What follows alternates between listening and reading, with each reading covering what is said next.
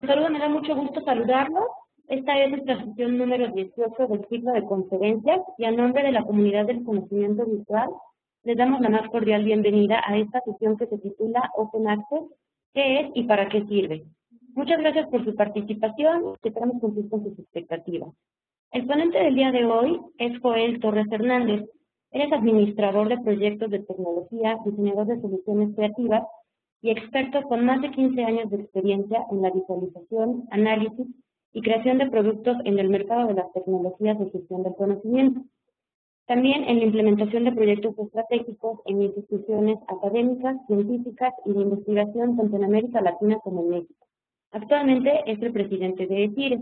Y el objetivo de esta sesión, bueno, principalmente es conocer herramientas innovadoras que nos van a ayudar a localizar información de acceso abierto y también vamos a conocer y hablar acerca de algunas legislaciones nacionales e internacionales.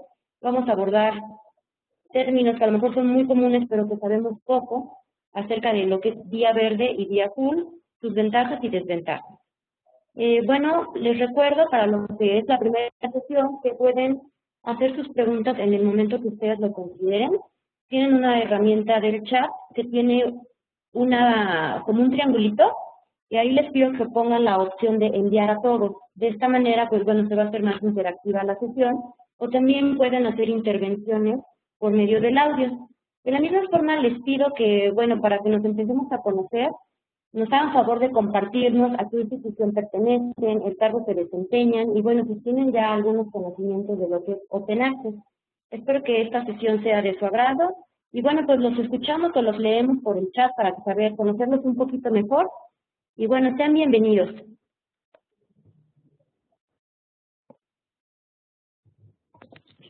Bien, pues muchas gracias por asistir. Les agradeceríamos mucho si nos van escribiendo en el chat, por favor, pues a qué institución pertenecen y si conocen un poco del tema para poder nosotros también irles comentando para que ustedes sepan quiénes son los compañeros, dónde están, de qué instituciones vienen, etcétera, ¿no?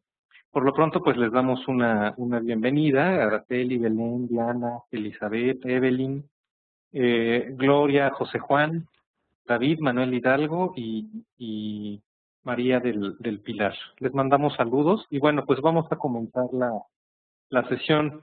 Recuerden que cualquier duda que tengan pueden interrumpirnos en cualquier momento, ya sea por el chat o utilizando la sesión de audio, ¿no? Activando su micrófono y con toda confianza. Bien, pues ¿qué es cuáles son los temas que vamos a ver el día de hoy? Quienes hayan entrado ya al Centro Virtual de Capacitación, a la comunidad del conocimiento virtual, habrán visto esta pantalla.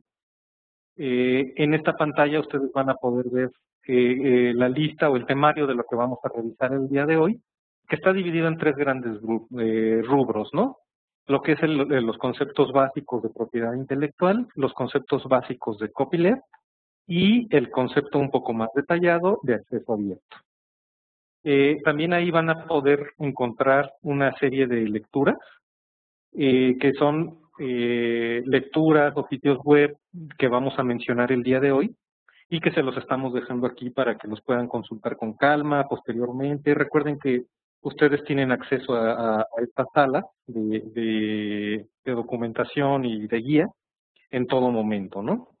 Y hasta el final también van a poder encontrar las dos ligas. El día de hoy voy a utilizar dos precis. Entonces van a poder tener acceso directo también a las dos presentaciones en cuanto ustedes lo consideren necesario, ¿no? Voy a pasarme a la primer presentación de hoy. Gracias por quienes nos están comentando. Manuel Hidalgo, que nos escribe desde el ICA, le mandamos muchos saludos, Manuel, desde San José de Costa Rica. También Elizabeth, que nos escribe de la Universidad Autónoma de San Luis Potosí, que está aquí en México. Evelyn Osorio, que es bibliotecóloga, Nos escribe de Medellín, en Colombia, de la institución PCJIC. También nos escribe Belén de la UPAEP, en Puebla, es vecina entonces. Y Gloria, que nos escribe de la Universidad Tecnológica de Bolívar, de Cartagena, en Colombia. Bueno, pues voy a comenzar con la presentación y cualquier duda seguimos aquí en el chat o en el audio. Si por alguna razón no me escucharan bien o no vieran la presentación completa, por favor coméntenos para que Adi pueda hacer los ajustes necesarios. Bien, vamos a comenzar por el concepto básico. La idea de hoy es profundizar un poco sobre los movimientos de acceso abierto que hay. Obviamente, el punto de partida lógico para comenzar este tema o para tocar este tema, pues es el punto de propiedad intelectual. Que como saben, pues es el concepto de propiedad intelectual es un concepto que afecta o tiene que ver con todas las industrias, en todas las áreas del conocimiento. Por lo tanto, en el área de producción de información o de contenidos, pues no podía faltar, ¿no? ¿Qué es en sí el concepto de propiedad intelectual?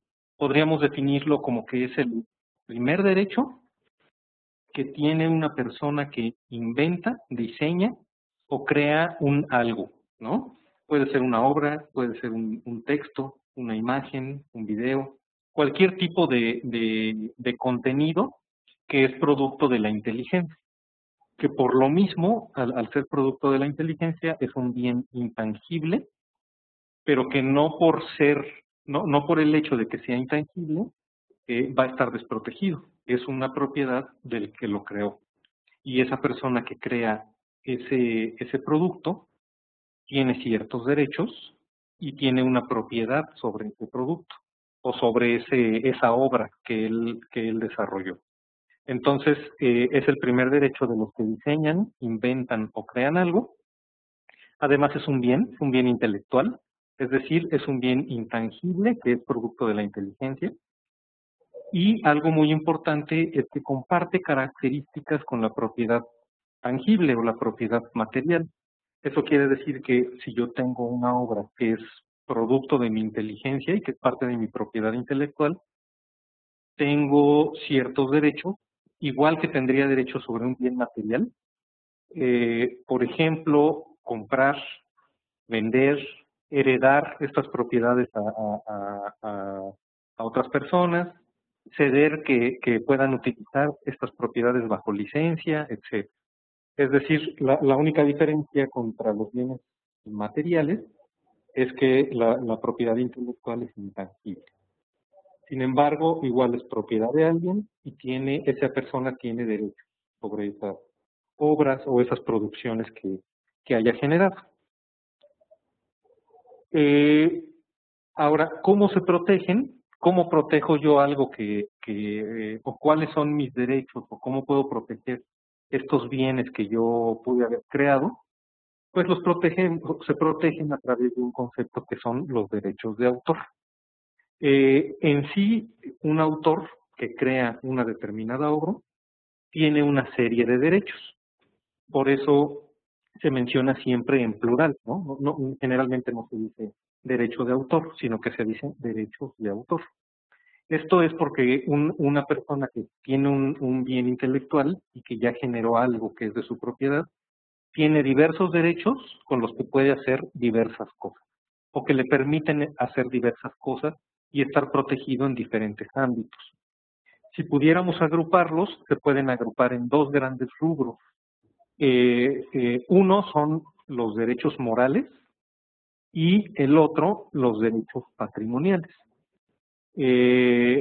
Sobre ambos derechos está siempre presente el autor y el objetivo es que el autor esté protegido. ¿Cuáles son los derechos morales? Que es muy importante mencionar que son irrenunciables, es decir, un autor no puede no se le puede pedir que renuncie, por ejemplo, al hecho de decir que él hizo la obra, ¿no? A que se le reconozca por haber sido el creador de algo. Y dentro de estos derechos hay otros, por ejemplo, el que el autor pueda decidir qué tipo de divulgación le va a dar a su obra, qué tipo de reconocimiento quiere. O sea, decir, bueno, sí, yo quiero que se difunda, pero exijo que siempre se me reconozca como el creador. También un autor puede decidir si quiere que su obra permanezca íntegra. Es decir, bueno, se puede distribuir, pero debe ser siempre íntegra y no debe ser alterada. O decidir lo contrario, ¿no? Puede decidir que la obra sea modificada por quienes tienen o quienes están consultando esta obra o quienes tienen acceso a ella. Esto es por un lado lo que son los derechos morales. Sin embargo, también existen los derechos patrimoniales que están más orientados al ámbito económico o comercial que puede sufrir una determinada obra. Por ejemplo, el que un autor pueda decir cuál va a ser el método y la forma en que un determinado trabajo va a ser explotado, es decir, si se va a vender, si se va a rentar, si se va a ceder bajo ciertas licencias, si se va a permitir el acceso libre o restringido, etcétera, etcétera.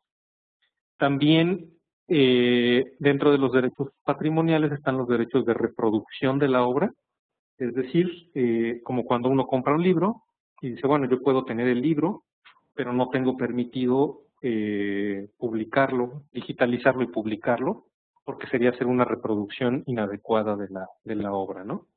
La comunicación pública, que es hacer que esta obra pueda decidir si esta obra va a ser para uso privado o se puede utilizar en público, como sucede, por ejemplo, con las películas, ¿no? Si yo compro una película, solamente tengo el derecho para verla en casa, en privado, y no estoy adquiriendo el derecho para ponerla pública y que la puedan ver, por ejemplo, en una cafetería, ¿no? La transmisión pública de la obra, la distribución, decidir a quién sobre determinadas regiones o territorios puede trabajar o promover mi obra y bajo qué condiciones. Y sí, sí, perdón, ¿tiene alguien alguna duda?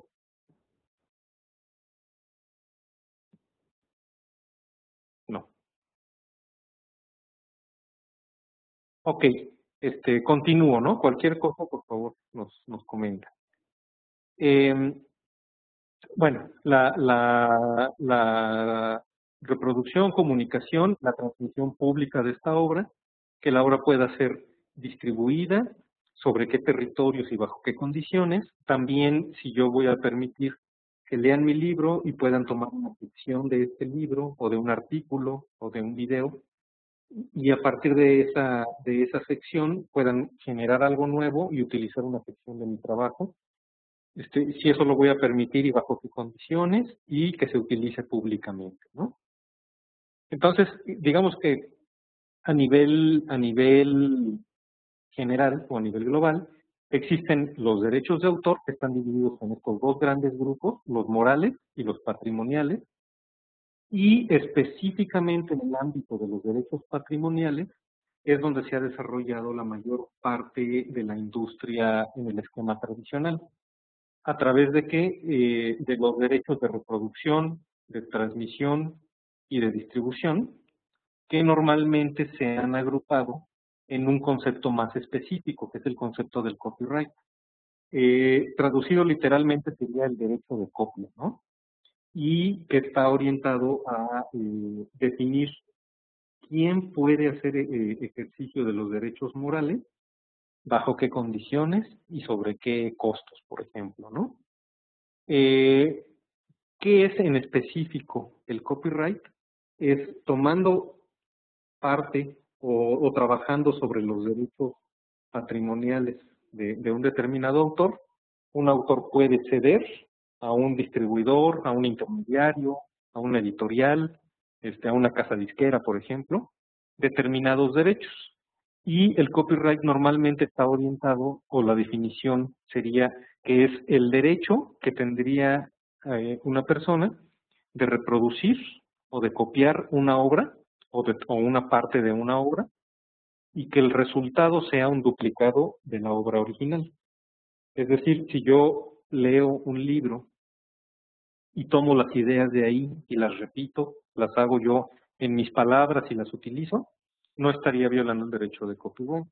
Sin embargo, si yo tomo una sección del libro, un párrafo exacto, una página o el libro completo y lo utilizo para otros fines, aunque esté en otra obra, yo estaría violando el derecho de copia porque estaría generando una copia del original para otros fines y no tengo la autorización ni le he pagado, digamos, la adquisición de ese derecho, ¿no? Originalmente el concepto de copyright surgió para proteger a los autores frente a otros autores. Es decir, si yo publico algo, el concepto original del copyright era evitar que otros autores usaran mi trabajo, se lo adjudicaran o parte de mi trabajo y se lo adjudicaran como si fuese trabajo de ellos e hicieran negocio a partir de mi idea o de mi trabajo sin compartir conmigo los beneficios. Ese era el concepto original de copyright y fue creado con esa intención de que los autores estuvieran protegidos de posibles abusos por parte de otros autores. Sin embargo, en la actualidad esto se ha transformado. En la medida que ha crecido el mercado en todos los ámbitos y en el de la información mucho más, eh, se ha dado un efecto durante los últimos 100 años donde el mercado se mueve a través de intermediarios. Entonces, el autor ha dejado de ser el principal objetivo o el principal objeto de protección de un copyright para convertirse en un objeto secundario y actualmente la mayoría de las leyes de copyright están mucho más orientadas a proteger a los distribuidores frente al público en general. Es decir, el autor ya no es el objetivo principal, sino que ahora el objetivo es que la editorial garantice que el público final, si duplican por cualquier razón, tenga que pagar esa copia de una obra. Entonces, está mucho más, se ha ido transformando mucho a eso. Quienes han escuchado, por ejemplo, sobre el DRM para los libros digitales, se podrá dar cuenta que está pensado para que no el autor, sino la editorial, que es el intermediario, pueda recibir un beneficio económico por el simple hecho de que yo tenga mi tablet y se me ocurra copiar el archivo y prestárselo a, por ejemplo, a mi hermano. Entonces mi hermano tendría que pagar la compra de ese libro y ellos podrían restringir el acceso por páginas, el número de veces que yo pudiera verlo, o tendría que estar haciendo un pequeño cargo cada que yo visualice una página de una determinada obra, etcétera.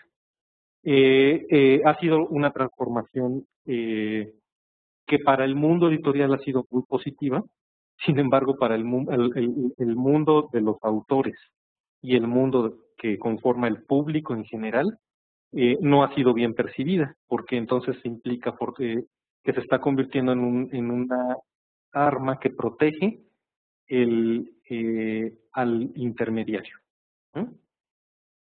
A partir de este concepto es que empezaron a surgir muchas iniciativas buscando alternativas, tratando de encontrar soluciones que no sean tan cargadas del lado del beneficio hacia el intermediario y que puedan hacer un balance más justo o más equitativo hacia el autor y también hacia el público final, que al final de cuentas deberían ser los más importantes, el que crea una obra y el público en general, que es normalmente al que el autor quiere darle a conocer su obra, ¿no?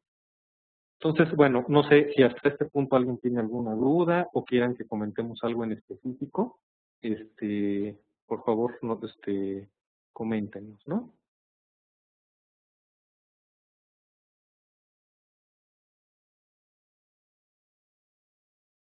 Ok, voy a continuar. De todos modos, nos pueden interrumpir en cualquier momento. Bien. Ahora, a partir de esta inconformidad que ha ido creciendo, como les digo, el concepto de copyright aplica en todas las industrias y en todas las áreas. Entonces es algo que igual podemos encontrar en el mundo de la música, que en el mundo de la informática, que en el mundo de la literatura científica o de la literatura histórica o de la novela, etcétera, ¿no?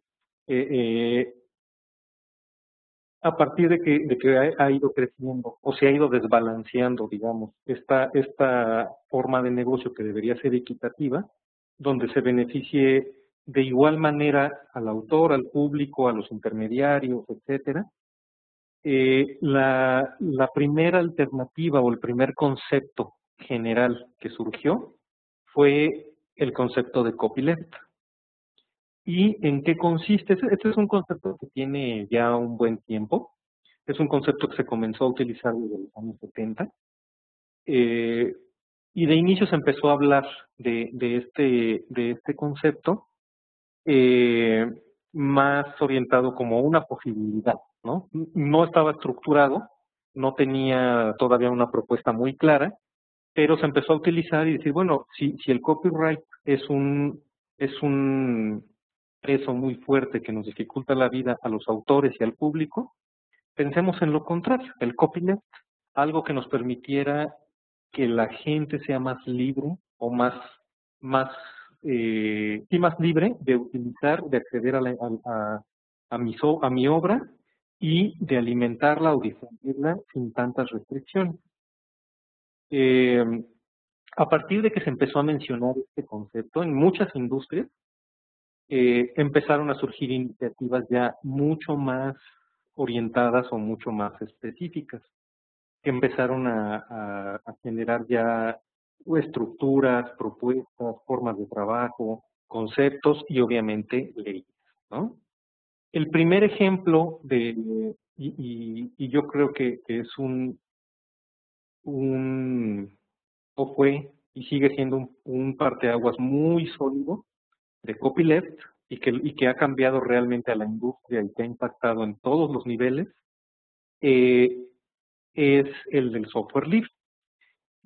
Algo importante que hay que mencionar es que el hecho de que exista la palabra copyleft no significa que desconoce los derechos de autor, ¿no? El copyleft siempre se ha pensado y se ha conceptualizado como una ideología y una metodología o una iniciativa que se basa en los derechos del autor y que precisamente respeta los derechos del autor, que por lo mismo busca una mejor forma o una alternativa para que el autor pueda difundir su obra de una manera más abierta, más libre, que normalmente eso es lo que más le interesa a un autor. Busca que esa obra sea lo más fácilmente accesible para la sociedad, que cualquier persona pueda tener un acceso rápido o al menos más directo o más fácil o más económico a esa obra, y que todos los trabajos que la sociedad genere a partir de esa obra mantengan también esa filosofía, que sigan siendo libres.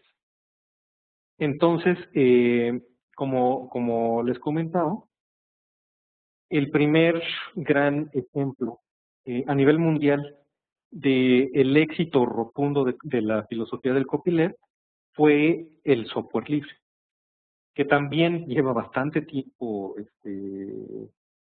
tratando de hacerse un sitio.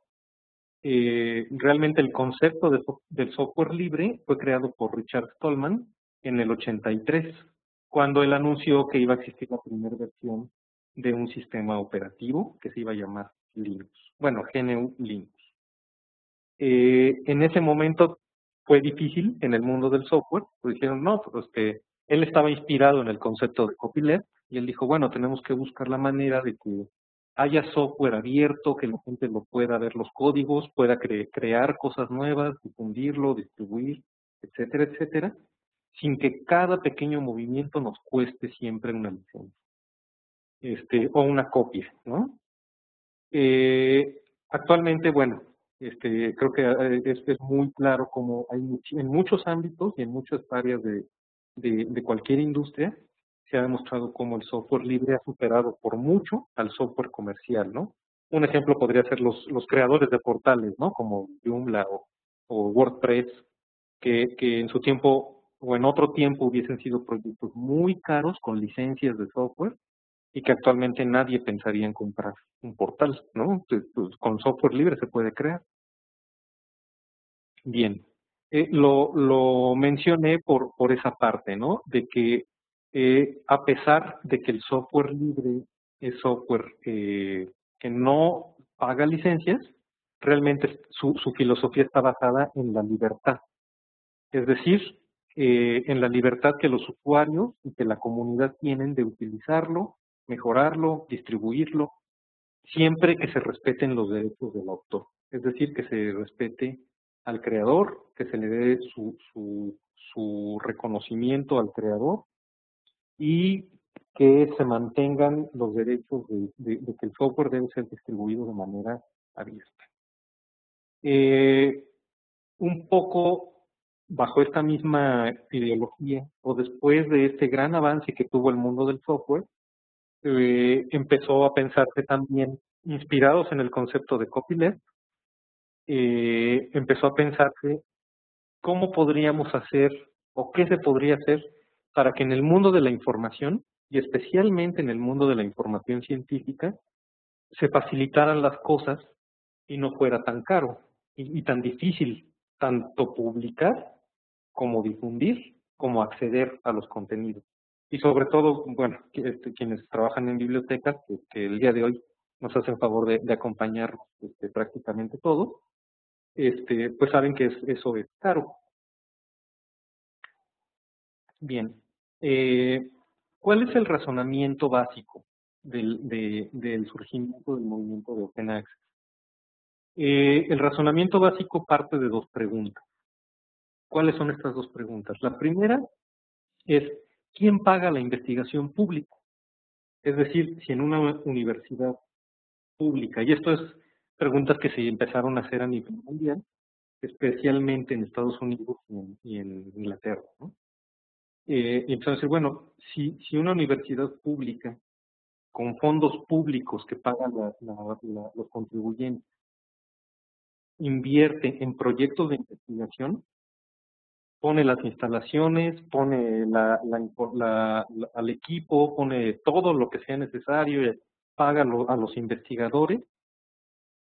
Realmente quien paga la investigación pública pues es la población, la gente a través eh, de sus impuestos.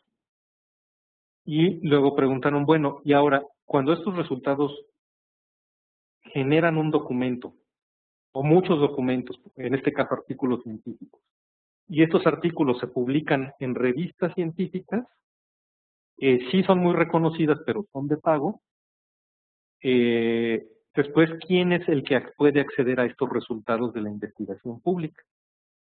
Y resulta que no es el público, es decir, el público paga, la investigación se publica, pero luego cuando el público quiere acceder a los resultados, es decir, a los artículos científicos que resultaron de esa investigación, tiene que volver a pagar. En este caso tiene que pagar una suscripción para volver a tener acceso a esa información. Entonces el razonamiento básico es, ¿por qué si ya estamos pagando por la producción, tenemos que volver a pagar ahora para el acceso? A partir de ahí empezaron a dar cuenta y dijeron, bueno, pues realmente sí, porque la institución invierte en la producción, se publica y aparte la institución invierte en las suscripciones a montones de revistas, de información, etcétera. Este fue el razonamiento básico por el cual se empezó a pensar en que también en el mundo de la publicación científica iba a ser necesario crear un concepto o una alternativa al acceso, que permitiera un acceso más fácil y también una publicación, si no más fácil, que sí permita que la difusión sea más amplia de los trabajos científicos, ¿no? No sé, si alguien tiene alguna duda o comentario, estamos aquí atentos, ¿eh? Bien. Entonces, bueno, a partir de ahí se empezó a pensar en el concepto de acceso abierto. Obviamente, el primer, eh, digamos que esfuerzo o la primera iniciativa que ya tenía una forma más estructurada fue en el 2002 la iniciativa de Budapest, que mencionaba precisamente a partir del razonamiento básico, que es decir, si la investigación se paga con fondos públicos, es necesario que las instituciones realicen la labor que permita que todos esos resultados se publiquen en algún lugar que permita el libre acceso a esa información. De tal manera que si ya se generó la ciencia, también se haga el esfuerzo para que esa misma ciencia sea accesible por cualquier persona de la sociedad que la quiera utilizar. Entonces, bueno, esta iniciativa de Budapest empezó a dar forma en el sentido de dar recomendaciones más específicas, más claras. Empezó como una campaña mundial de acceso abierto. Fue la primera en utilizar el concepto tal cual, la palabra Open Access, o es la palabra, la frase, ¿no? El Open Access, ya con recomendaciones y conceptos más claros, muy específicos y muy orientados a universidades, a revistas, a bibliotecas, a investigadores, laboratorios, centros de investigación, etcétera, donde les decía, ok, si eres una universidad, ¿qué puedes hacer o qué debes hacer? ¿No? Debes crear un repositorio, debes hacer esto, si eres una revista, si eres una biblioteca, etcétera. Y pues surgió a partir de este razonamiento. Un poco a la par y algo que potenció mucho esta iniciativa eh, es que, como siempre había estado este descontento, unos años después, en el 2004, surgió algo que fue muy famoso, se le conoció como el primer intento de boicot hacia Elsevier, cuando las universidades en Estados Unidos, la mayoría de las universidades, la que comenzó fue la de Harvard, diciendo es que ya la biblioteca está pagando un presupuesto demasiado alto y hay un gran número de documentos que nosotros mismos estamos publicando ahí y estamos pagando de nuevo, ¿no? Obviamente ellos suscriben prácticamente a todo, de todo. Y empezaron a encontrar que la mayoría de las universidades en Estados Unidos eran grandes aportadores de contenido. Entonces, en ese año hicieron el primer intento de decir, ¿saben qué? Vamos a hacer algo para ya no renovar. Y empezaron a impulsar mucho más las iniciativas de acceso abierto. Obviamente eso no es algo que se hace rápido, ni que en 2 días uno puede decir, ya no vamos a renovar, y ya se acabó. O sea, es un proceso muy lento que implica un cambio de toda una industria de más de 100 años o 200 años de existencia. Entonces es un cambio que tiene que ir muy poco a poco. Sin embargo, ha habido estos esfuerzos.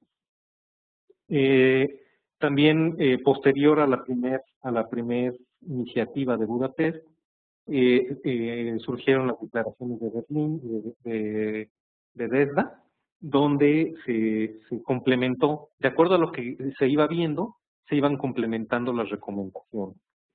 Si ustedes quieren ver las declaraciones, las van a poder ir encontrando en el centro virtual.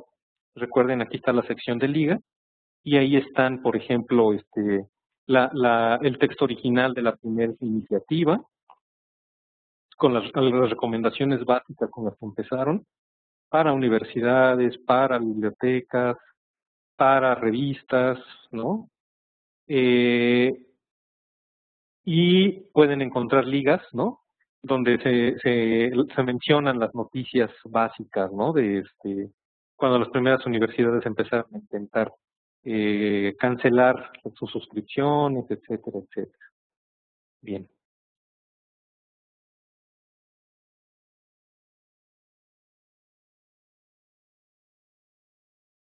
Y en resumen, después de estas declaraciones y de la iniciativa de Open Access, se puede decir que el acceso abierto o el concepto básico del acceso abierto es que se respete el derecho de cualquier usuario para leer, descargar, copiar, distribuir, imprimir, buscar o crear ligas hacia textos completos de los artículos científicos, así como usarlos con cualquier otro propósito legítimo, sin que eso le implique al usuario barreras financieras, legales o técnicas que las que suponga tener Internet simplemente, ¿no?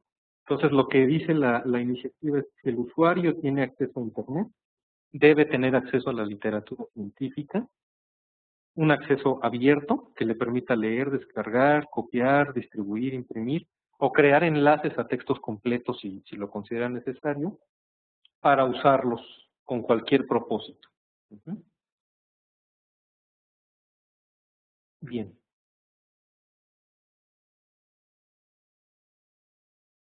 Ahora, ¿cómo se estructura? Y a partir de estas declaraciones de la iniciativa de Open Access, eh, ¿cómo se estructura a nivel general?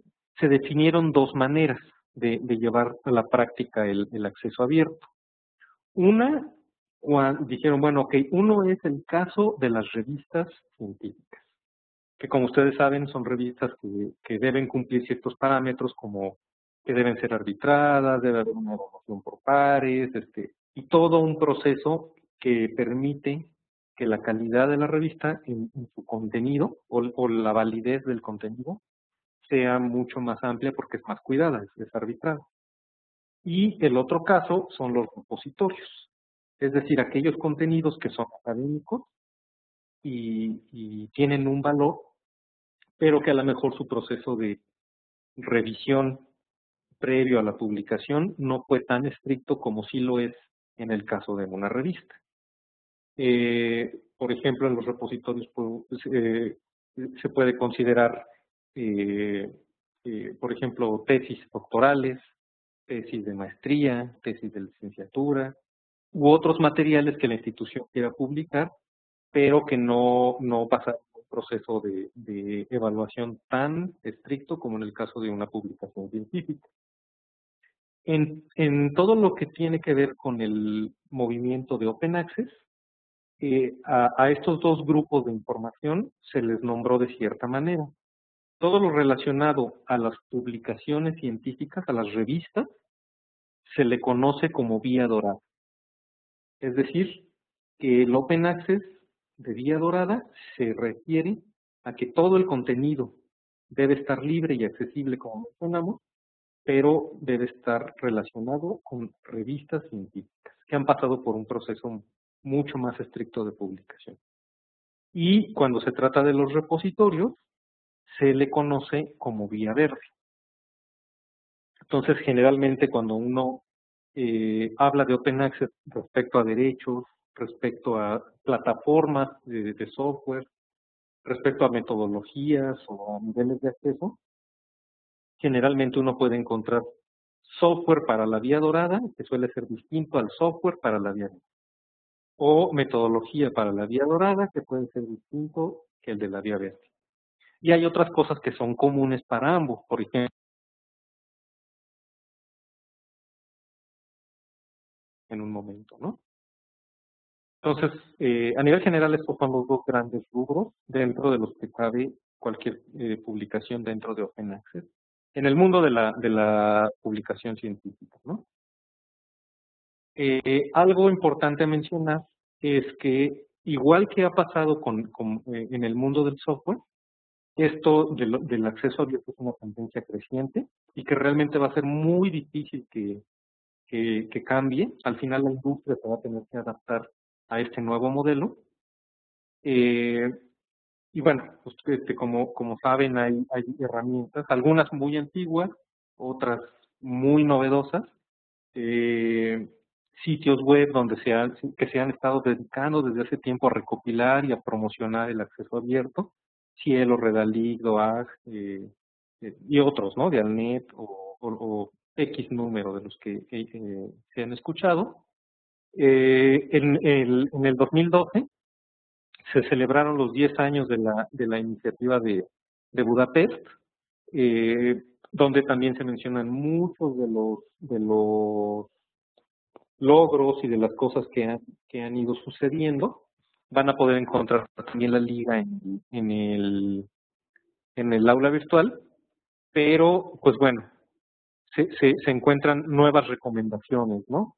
Sobre las políticas que al inicio no se habían pensado, ¿no? A muchas cosas, como en cualquier otra, legislación, licencias, infraestructura, etcétera. Y además de eso,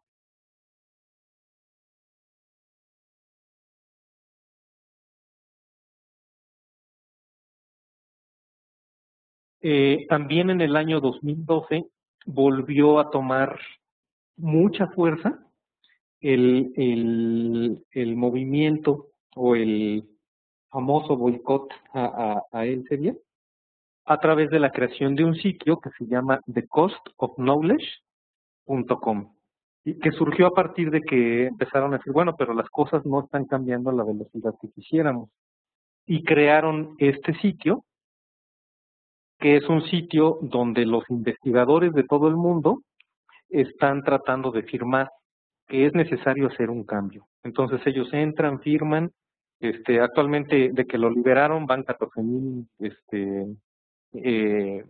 500 investigadores que han ido ahí, y que no solamente están luchando por el aspecto de los precios altos de las suscripciones científicas, ¿no? Incluso a nivel impersonal, sino que están expidiendo pues que no se apoya a determinadas leyes que permiten o protegen el hecho de que haya un costo por cada cosa que uno haga con un contenido, porque eso nos llevaría a un aspecto de que todo es pagar. Y ya hablando de países, digo a nivel mundial, pero hablando de países como México, Argentina, Colombia, pues, como ustedes saben, es muy difícil estar gestionando presupuestos que cada vez son más pequeños, ¿no? Entonces, pues este tipo de iniciativas lo que están buscando es abrir más la publicación científica a este esquema en el que el usuario final no es el que paga, ¿no? Bien.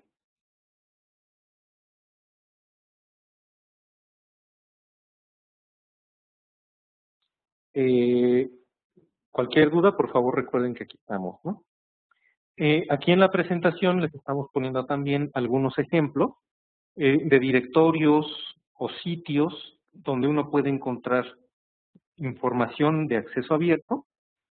Actualmente el principal es el DOAJ, que es el directorio de revistas de acceso abierto. Este directorio es muy útil, seguramente ustedes lo han utilizado, pero uno puede entrar y seleccionar por temáticas y te muestra todas las revistas que hay, ¿no? Obviamente en español, bueno, están herramientas como Redalic o Cielo, y algunos otros que se mencionan aquí abajo.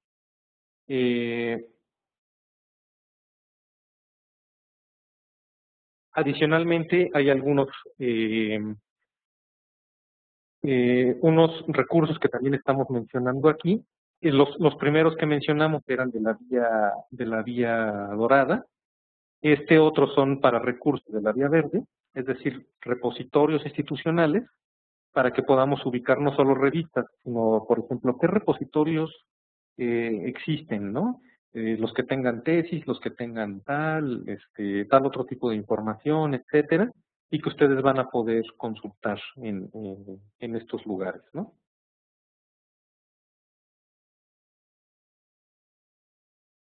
También estamos agregando en la presentación algunos recursos acerca de Open Access, como está este directorio de libros.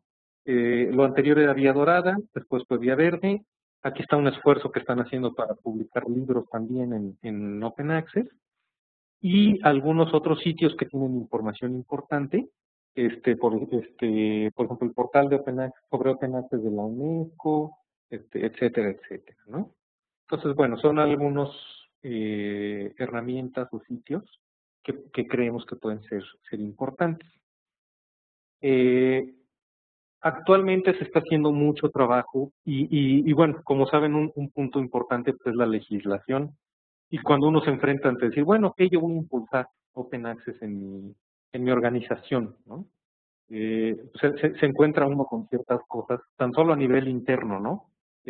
Cómo son los contratos de los investigadores, ellos se les está cediendo la libertad de que lo publiquen en una revista científica, o realmente sí está considerado el que ellos dejen una copia en un repositorio institucional, etcétera.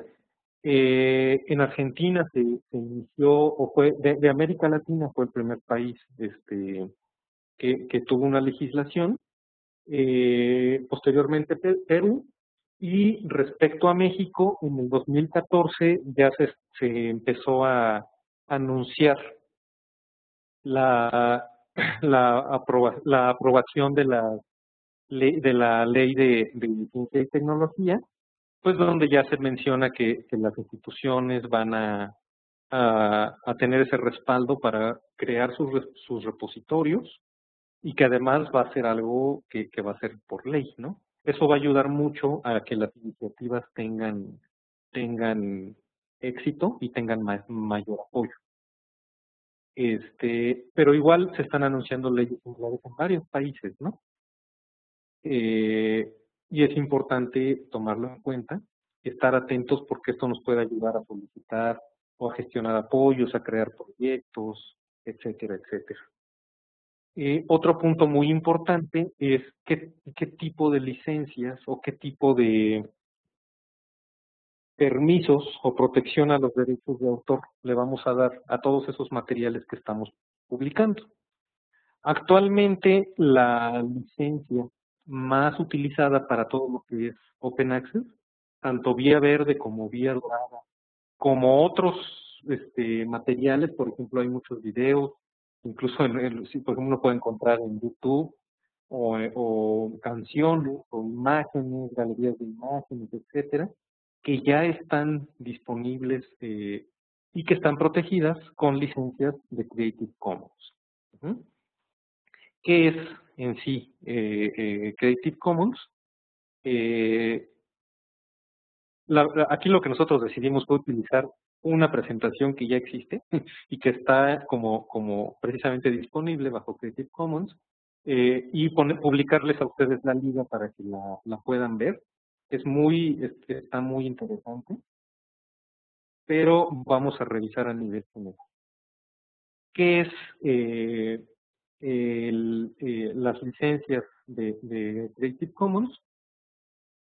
En resumen, se podría decir, aquí les recomiendo mucho, no lo voy a poner ahorita porque la transmisión por el WebEx puede ser lenta, pero cuando entren van a poder visualizar un video que explica muy claramente qué es lo que, cuál es el razonamiento básico y cómo funcionan estas licencias, ¿no? Pero si revisamos a nivel conceptual qué es, el objetivo y por qué surgió, como comentábamos, como una alternativa a las licencias de copyright. Es decir, realmente cualquier obra que uno publica siempre va acompañada de una licencia. Esta licencia es la que le está diciendo al usuario, tú debes respetar los derechos de autor y lo que tú tienes permiso de hacer con este trabajo es lo siguiente. Normalmente en las licencias de copyright, que vienen acompañadas de cualquier publicación, la licencia dice, tú tienes derecho a ver este contenido, pero no lo puedes duplicar, mover, tomar textos, ni reproducir, ni etcétera, etcétera. La licencia de Creative Commons surge como una alternativa para que se facilite la publicación estandarizada de trabajos protegidos bajo un cierto marco, diciéndole al usuario, bueno, tú puedes descargar este artículo, puedes copiarlo, puedes modificarlo, pero debes darle crédito al autor original, por ejemplo, ¿no?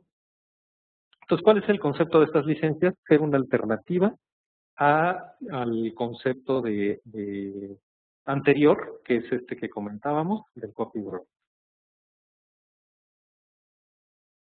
¿Mm? ¿Por qué, por qué se hizo tan importante? Porque anteriormente un material que estaba protegido o que salía protegido bajo copyright tenía que esperar 14 años y se podía convertir en dominio público. Actualmente, aunque esto varía un poco de país a país, realmente una licencia de copyright vence 70 años después de la muerte del autor. En México son 100 años. Entonces, pues imagínense, ¿no? Si yo tengo un libro, voy a poder hacer uso libre de él, copiarlo, distribuirlo y todo eso 100 años después de que el autor haya muerto. Eso hace muy inviable la utilización de este tipo de licencias si uno quiere distribuir masivamente algún contenido, sobre todo si ese contenido es científico. Como ustedes saben, la ciencia no puede esperar tanto tiempo, ¿no? Los artículos tienen una vigencia breve y se está creando rápidamente nuevos artículos, nuevos documentos. Entonces el trabajo está más en proteger el acceso, en buscar maneras de difundirlo para que la gente pueda aprovecharlo y generar ciencia nueva.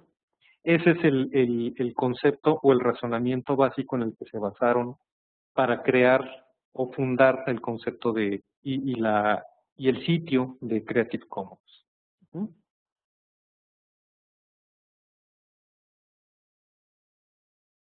¿Cuál es el concepto básico de Creative Commons? De decir, no están reservados todos los derechos, solamente, solamente algunos. Ujú.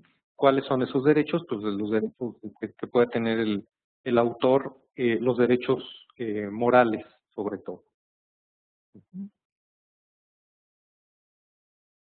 Perdón, no sé si alguien me llamó o me pareció escuchar que alguien tenía alguna duda.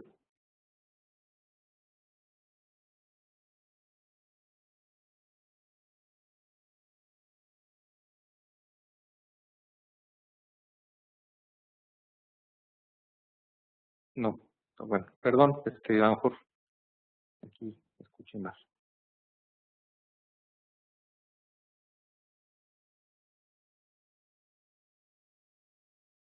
Bien, ahora, qué permisos o qué ventajas puede tener uno?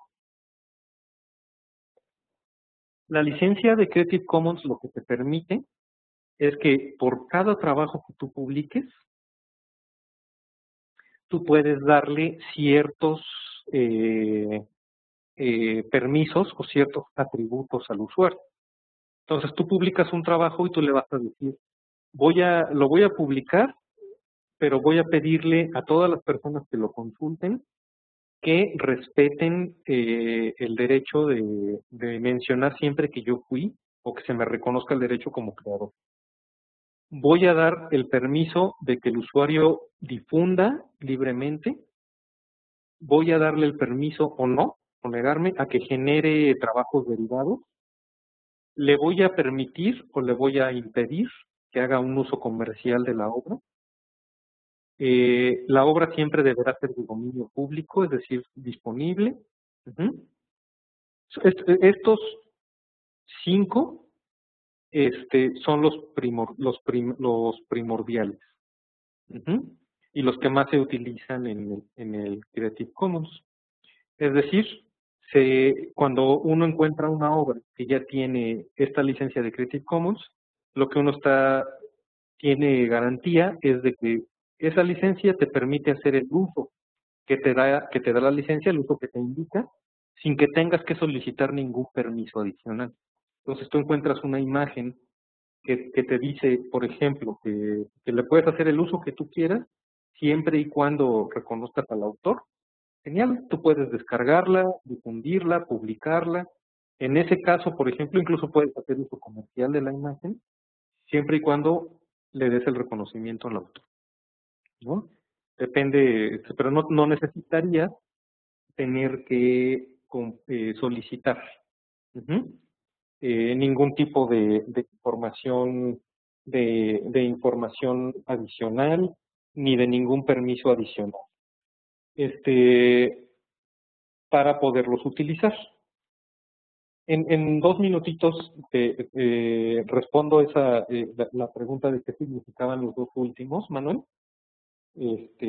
para mostrarles ahorita un buscador y regreso a ese punto. Bien. Entonces, bueno, pues, ¿por qué son importantes o es importante considerar los derechos de este tipo de licencias? Porque permiten que se use rápidamente la información sin tener que esperar a pedir permiso ni esperar a pedir autorizaciones especiales. Ahora, me regreso un poco a esta parte. ¿Qué significan estas licencias de sampling y sampling plus? Son licencias que están orientadas un poquito más hacia el contenido no documental. Por ejemplo, imaginémonos un archivo de audio o un archivo de video. Entonces, por ejemplo, si encontráramos un archivo de audio que nos está dando autorización, nosotros podríamos utilizar ese audio para remezclarlo o hacerle alguna otra transformación. Por ejemplo, meter ese audio dentro de otra obra, por ejemplo, un video que yo hice, y estoy utilizando ese audio de fondo, por ejemplo, en una parte de mi video, y yo podría tener el permiso de mezclarlo. Si es simplemente sampling, yo tengo el permiso de mezclarlo. Si es Sampling Plus, tengo el permiso de mezclarlo o hacer uso de esa obra dentro de cualquier otra, ya sea mezclada o respetando la original, pero me están dando el permiso también de mezclarla en una obra que yo voy a usar comercialmente. Entonces, puede ser que sea una obra académica y que yo esté usando ese archivo de audio para generar algo nuevo, o que yo sea un productor de comerciales, por ejemplo, tomo la obra, si la licencia es Sampling Plus, tomo el archivo de audio, lo puedo mezclar, y puedo hacer un trabajo que a su vez va a ser comercial, pero el autor me está dando ese derecho, generalmente siempre y cuando yo le respete la atribución, ¿no? Es decir, que yo respete que él fue el creador.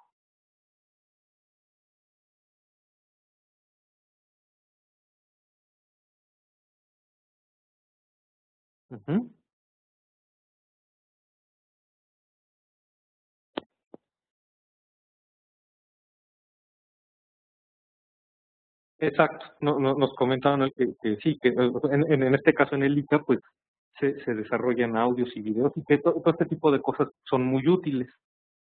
Algo que vale la pena mostrarles es si ustedes entran al sitio web de Creative Commons, van a encontrar obviamente el sitio con información general, la misión, los tipos de licencias, explorar algunos casos de estudio, etcétera. Pero hay dos herramientas muy útiles. La primera es esta opción que dice licencia, donde ustedes pueden seleccionar el tipo de licencia. Entonces, ustedes entran y el sistema les dice, ok, de acuerdo a la obra que tú quieres proteger, dame o lléname este cuestionario, ¿no? Entonces, si quieres permitir que se compartan las adaptaciones, por ejemplo, sí. ¿Quieres permitir usos comerciales de la obra? Sí, también, ¿no? Esto que es lo más abierto, digamos, aquí solamente llenamos los datos, el título de la obra, la persona, para que esta obra se reconozca a quién, a la persona o a la institución, etcétera. Se va llenando esta información, la URL, y entonces el sistema en automático nos genera este código que nosotros podemos insertar en cualquier, por ejemplo, en un repositorio, en una revista, en el documento, etcétera. Cuando se ve, el icono en este caso se vería así. Y lo que nos estaría diciendo este icono es que es protegido por Creative Commons y que la única protección o lo único que le estamos pidiendo al usuario es que se reconozca la autoría. Entonces, en este caso, por ejemplo, este icono nos está diciendo que si yo incluso quiero modificar la obra o quiero usarla para fines comerciales, lo puedo hacer. Me están dando esa libertad. Si yo le dijera que no quiero uso comercial, pero que sí me permite hacer adaptaciones, entonces se vería así. Si se fijan, cambia el icono. Entonces nos dice, ok, es Creative Commons, debes reconocer al autor, pero no está permitido que hagas uso comercial. Dices, bueno, sí quiero que se haga, que se compartan o se generen trabajos derivados, como en este caso, siempre y cuando todos los trabajos derivados tengan la misma licencia que mi original, que no los hagan comerciales, ¿no? Entonces, bueno, así pueden ustedes ir creando o trabajando sus licencias. Y otra herramienta que también es muy útil en el sitio de Creative Commons es el buscador. Se llama, ustedes pueden entrar en search.creativecommons.org.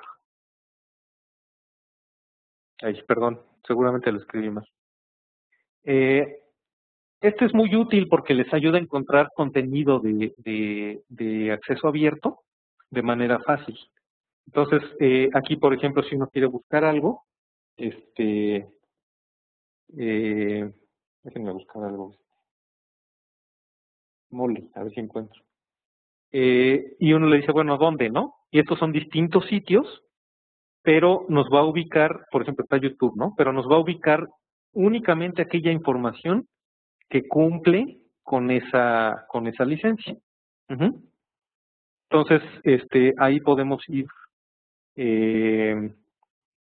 haciendo nuestras búsquedas y la ventaja que vamos a tener es de que aquellas cosas que encontremos, sabemos que podemos utilizarlas de acuerdo a la licencia de Creative Commons que tengamos, ¿no?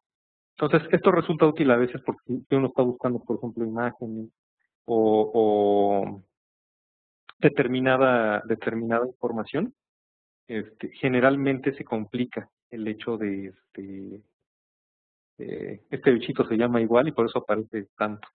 Se complica a veces porque todo implicaría comprar, por ejemplo, estas imágenes, ¿no? Entonces, este buscador de Creative Commons les puede resultar muy útil cuando se trate de ubicar información o contenidos específicos de Creative Commons, ¿no? Bien, pues a nivel general eso es lo que queríamos compartirles. Y bueno, ¿qué otras cosas o qué otra cosa es importante? Es decir, bueno, ¿cómo puedo facilitarle a mis usuarios el uso de Open Access en mi organización, ¿no? O en mi institución. Normalmente podríamos encontrar tres tipos de solución. A través de desarrollos propios, es decir, siguiendo la metodología, uno puede desarrollar su propio software, sus propias licencias, etcétera. Otra es utilizar todas las posibilidades que hay, muchas y muy amplias, de software libre. Simplemente trabajarlas y lograr que estas herramientas funcionen, o utilizando herramientas unificadoras. Nosotros aquí estamos poniendo el Science Hub, obviamente porque es producto nuestro, ¿no? Pero que son herramientas que permiten tomar todo el contenido abierto, todo lo que es software libre y unificarlo en una solución integral, siempre respetando todo lo que es la filosofía de copyleft. Para cualquiera de estos tres aspectos, les reiteramos que nosotros estamos siempre a su disposición. Ya sea que ustedes nos digan, bueno, pues yo quisiera automatizar mis revistas, o quiero crear un repositorio, o quiero crear X otra cuestión, aplicar mis licencias de Creative Commons. Nosotros podríamos trabajar con ustedes, asesorarles, ayudarles, siempre basándonos en la filosofía de copyleft. A nivel general, creo que esto es lo que estamos incluyendo en la presentación. Por favor, si alguien tiene dudas, nos pueden comentar, ¿no? Sí, nos pregunta Manuel que si es utilizado, no sé si te refieres a las licencias de Creative Commons, si son utilizadas para sitios web. Generalmente sí, aunque están orientados a algo en específico. Por ejemplo, a decir, el diseño del sitio, la plantilla, puede o está disponible a través de Creative Commons. El contenido del sitio está disponible. Por ejemplo, hay contenidos de noticias, contenidos de blogs, que puedes publicar ligado con su licencia de Creative Commons. Es decir, las licencias son aplicables a cualquier tipo de contenido, a cualquier tipo de propiedad intelectual que quisieras proteger.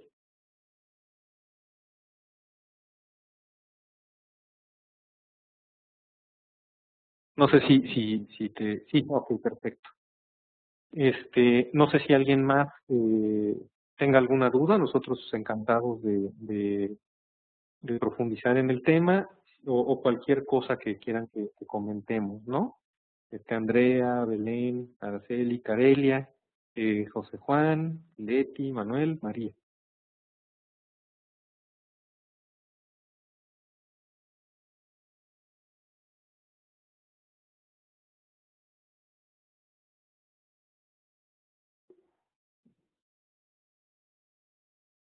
Ok, bueno, entonces, si no hay duda, les queremos recordar que está disponible el acceso a la sesión en la comunidad del conocimiento virtual. Ustedes pueden entrar, pueden consultar las temáticas, pueden consultar los materiales, pueden descargarlas o visualizar las presentaciones. Les recomiendo mucho que visualicen los videos de la presentación de Creative Commons, porque son muy claros, son muy ilustrativos. Y también les recomiendo que utilicen el buscador. Es una herramienta muy útil para encontrar contenidos de acceso abierto. Les reitero y les recomiendo mucho utilizar y difundir el uso del software libre, OJS para revistas, DSpace para repositorios, etcétera, ¿no? Es decir, todo lo que podamos hacer por apoyar la filosofía del copyleft, pues es en bien de nuestros usuarios y de nuestras propias instituciones, ¿no? Muchas gracias. Nos pregunta José Juan, si existe una lista o un sitio web para conocer independientemente si son vía verde o dorada. No sé si te refieres, por ejemplo, a que existan como sitios web que te digan, aquí están todos los que son revistas y aquí están todos los que son repositorios. Existen algunos, aunque en la actualidad no existe uno que digas, este sitio es el que tiene la lista oficial de todo lo que es vía dorada o de todo lo que es vía verde. Sin embargo, por ejemplo, tú puedes encontrar dentro de estas, el que más revistas para lo que es vía dorada, el índice de revistas de Open Access más grande y más completo actualmente es el DOAJ. Ahí puedes encontrar revistas de todas las temáticas y te dice cuál es la URL, de qué año a qué año, La gran mayoría son revistas actuales, sin embargo hay algunas, precisamente las que ponen las editoriales pues más renombradas, que les ponen algún embargo antes de ponerlas en Open Access, ¿no? Sin embargo, este directorio del DOA es muy útil para vía dorada y para vía verde. El OpenDoar, yo creo que es el más extenso, o el sitio de DSpace, el sitio oficial de DSpace, el de DuraSpace, tiene también, nada más que ese solamente recoge repositorios de DSpace, mientras que Doar recoge, no importa en qué esté hecho el repositorio, lo indica, siempre y cuando cumpla con el acceso abierto, ¿no? Lo mismo el DOAJ, no importa si es una revista montada en OJS, en un sistema propio, o es una revista que está en un sistema de alguna editorial, siempre y cuando sea Open Access, la indica. Esos dos les pueden ser muy útiles, ¿no? En especial para el caso, por ejemplo, de ustedes, como CIMI, el DOAJ van a encontrar muchas temáticas de su interés, yo creo. Y aparte, sí, adelante. Perdón, Carelia. Oye, Sí. Más que en este sentido de, por ejemplo, tener una herramienta que permita tener distintas publicaciones de diferentes temáticas, la idea que, por ejemplo, menciona Juan es como una herramienta que a mí me haga saber si, por ejemplo, una publicación cuenta con una revisión arbitrada. Va más en ese sentido, de saber si existe algún sitio que compile un listado de publicaciones que nos permita saber eso. Pues solamente los índices tradicionales, es decir, por ejemplo, Cielo o INTI, para que la revista sea considerada arbitrada, ella tiene que hacer su proceso donde el índice le esté avalando que es una revista arbitrada. Los índices como ICI, Cielo, etcétera, hacen esta validación sin importar el tipo de acceso que tenga la revista. Por ejemplo, si hay muchas revistas que son Open Access y que aparecen en el ICI. ¿Por qué? Porque ellos están cumpliendo con toda la normatividad de que son revistas arbitradas. Al ICI ICI no evalúa si son abiertas o de costo. Entonces, esos indicadores tradicionales para las revistas siguen siendo hasta el momento siguen siendo el parámetro de referencia. Ok. Que yo conozca, no hay otros por el momento. Okay. Sí, lo preguntaba porque, por ejemplo, en ICI, si uno sabe que regularmente las publicaciones que están ahí, pues deberían tener un proceso de arbitraje. Sin embargo, es contradictorio porque, por ejemplo, puede haber una publicación que no esté enlistada en ICI, sin embargo, tú revisas esta publicación directamente y ellos cuentan con un proceso de arbitraje. Entonces, así es. Así es. Es que hay muchas publicaciones que sí hacen el proceso, pero no pasan por todos los parámetros que solicita el ICE, por ejemplo, ¿no? Okay. Por ejemplo, el ICE evalúa muchas cosas, de los revisores, ¿no? Currículums, número de artículos que ha publicado cada revisor, número de artículos que ha publicado y en qué tipo de revistas, ¿no? Entonces, como que son muchas cosas y por eso les cuesta trabajo entrar a ciertos índices, pero hay muchas publicaciones que aunque no están en este tipo de índices, realmente hacen un trabajo de arbitraje serio, ¿no? Pero que actualmente yo conozca o haya sabido de que exista como algún directorio, no. Normalmente es un trabajo de estar ubicando en el web. Okay. Bueno, entonces no andamos tan perdidos, pero no existe básicamente algo así que lo pueda decir, esto es o no es arbitrario. Sí, ojalá en el futuro vaya habiendo más herramientas, ¿no? Okay. Pero sí, esa parte actualmente sigue siendo como siempre ha sido pues un poco difícil de buscar, ¿no? Bueno, pues eso era nada, pues gracias. No, de nada, al contrario.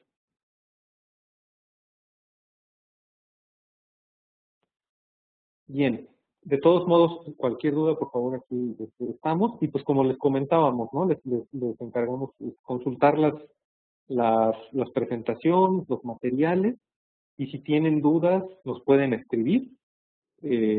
Con mucho gusto los atenderemos a través del CCD, del correo electrónico, a través de Adriana, o directamente con su servidor, como ustedes prefieran, pues estamos a sus órdenes. Entonces, si no hay más dudas, pues les agradecemos mucho por su atención y por el tiempo. Andrea, Belén, Carelia, Elizabeth, José Juan, Julieta, Leti, Manuel y María del Pilar. Les mandamos saludos a todos.